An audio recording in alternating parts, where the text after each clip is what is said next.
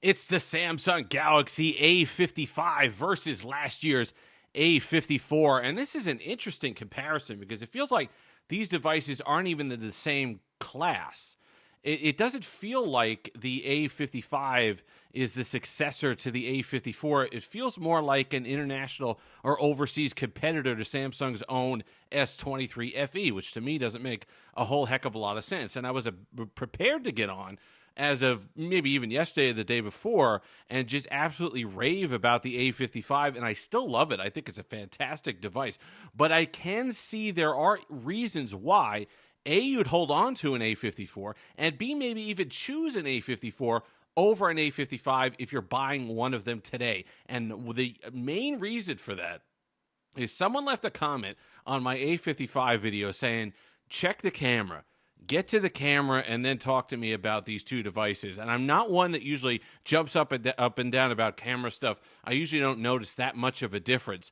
But when we put these photos side by side a little bit later on in this video, you will see why people will prefer the A54 camera-wise over the A55. So let's talk about these two devices.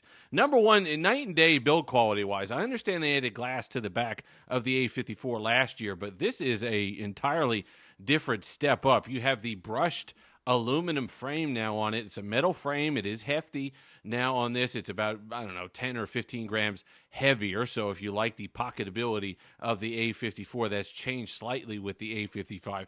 But when I talk about a premium build, I'm not giving it lip service. If you had handed me this device and said, hey, this is the S24, the base model, an $800 phone, I wouldn't have questioned it.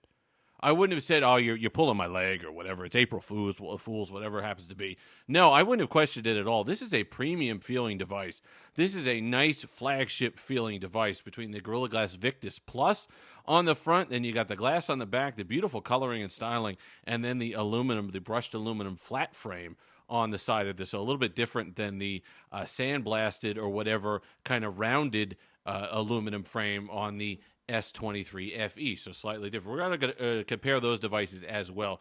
But 6.6-inch screen on this one, 6.4 inches, so it's a naturally bigger device, which adds to some of the weight. 8 gigs of RAM this year standard on the A55 versus 6 gigs on the A54. It does make a difference performance-wise. I do notice quite a bit snappier performance on the A55. Really smooth, really good. I love the A54. I didn't have a problem with the Exynos 1380 in the A54, but the A55, the Exynos now 1480, really steps it up a notch. Better on gaming. Genshin Impact ran well on this. You're going to be on low settings, but it's going to be smooth as can be. Lots of different advantages to this device performance-wise. I'm not going to say that there were a lot of hiccups over here with the A54 because I don't think there were. There were moments when this device would slow down a little bit. That's no longer the case on the A55. Performance-wise, the nod goes over here. This is an excellent, excellent performer, and the heat management is good. I went through that entire Genshin Impact download, which usually melts phones. It got warm, but nothing prohibitive that I would say, you got to steer clear of this. The Exynos 1480, for all those Exynos haters out there, is pretty darn good in this device. But again, I never really hated the performance on the A54, so that's something to keep in mind, especially when you're talking about roughly $150 price difference. Now, you can typically have these. Links will be in the description. The A54 is for under $300 and $449 on the A55. Talk about displays, because that's another thing. The A54 has that classic poppy saturated Samsung display, while the A55 borrows more from the S24 Ultra, where they're going for the more natural tones. And unlike the S24 Ultra, you really can't turn this one off. You're kind of stuck with the color temperature that they give you. You can go between natural and vivid. There are ways to go in the settings and change that a little bit, but it's not quite the display functionality that you get with the S24 Ultra, where you can kind of go back and turn the vividness up. You don't really have the vividness slider over here. It's a really good display. Content looks fantastic. Your videos, you're not going to notice that. You're just going to notice a beautiful poppy display. But understand, if you love those Samsung saturated images or saturated so I got ahead of myself. That's going to come a little bit later on with the A54. If you love those saturated Samsung displays, the A54 still got it. Stereo speakers on both are really good. I didn't really notice a downgrade between the two there. Micro SD card expandable storage is back on the A55, something that people really loved with the A54. So if that's necessary for you, you could rest easy. It is back this year. It just feels like a different class of device, like I said. It feels like since they're not offering this in the United States, even though you can still buy it, T-Mobile, you're not going to have an issue. You're going to go on Amazon, you'll be fine. It feels like they needed a S23 FE for overseas as opposed to a successor to the A54. And that makes sense because they're still selling the A54 full price on their website. I don't pay that. $400-something at this point is ridiculous. Get it on a discount. But if you do, you're still getting a great device. And a lot of people, there were some people that jumped up and down and said, oh, try it after the updates. It's blah, blah, blah, blah, blah. This is still really nice. It's a good performer. I didn't have problems with the 1380. I think updates and software optimizations have made this phone even better. The one thing you're going to notice between the two, before we get to the camera stuff, is battery life. 6 hours of screen on time is what you're limited to mostly on the A54. Meanwhile, battery life is phenomenal. Out of the same 5,000 milliamp hour battery life is phenomenal on the A55. We're talking over 8 hours of screen on time. It is definitely an all-day or 2-day device. Really, really impressive. So overall, I love the A55. I would be jumping up and down recommending it. You're dealing with One UI 6.1 over here, so you got kind of the always-on display stuff that you got to deal with whatever, whereas you have the One UI 6.0 on the A54. So you get Android 14, but you're dealing with kind of the classic always-on display and all the rest of it.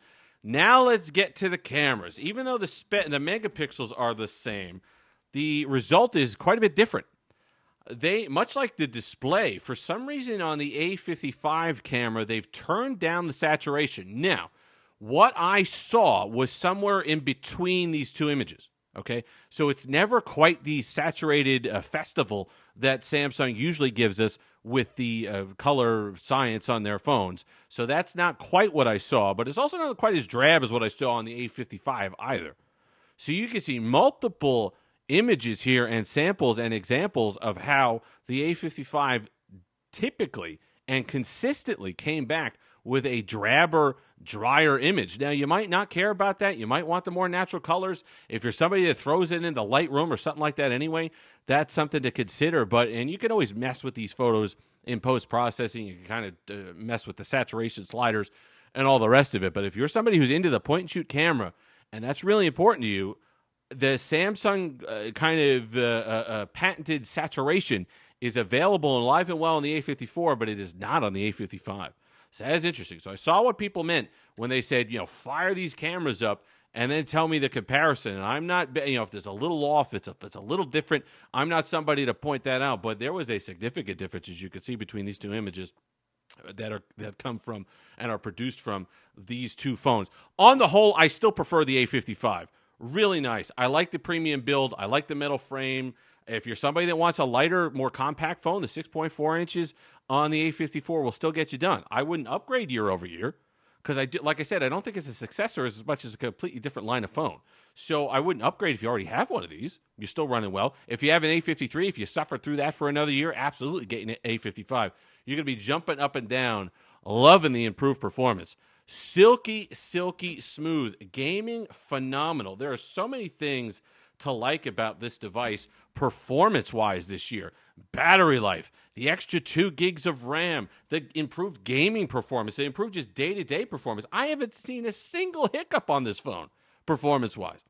Whereas, like I said, the A54 was no slouch, but there would be occasional things that the Exynos would do, as you'd expect on a budget, or I should say budget, a mid-tier device. I'm not getting mid-tier vibes from the A55, whether it's performance, build quality, anything else. The only thing that, for me, comes up short on the A55 is the camera. So while if that's your biggest factor, you might want to look elsewhere. You might want to consider a little bit more.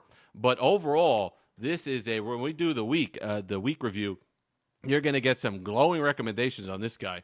Gorgeous phone, beautiful to hold in the hand, silky smooth on the fingerprint sensor, silky smooth on everything that I've done with this phone so far this week. If you've made it this far, like, comment, subscribe, all that fun stuff. Until next time, have that Steve-licious day.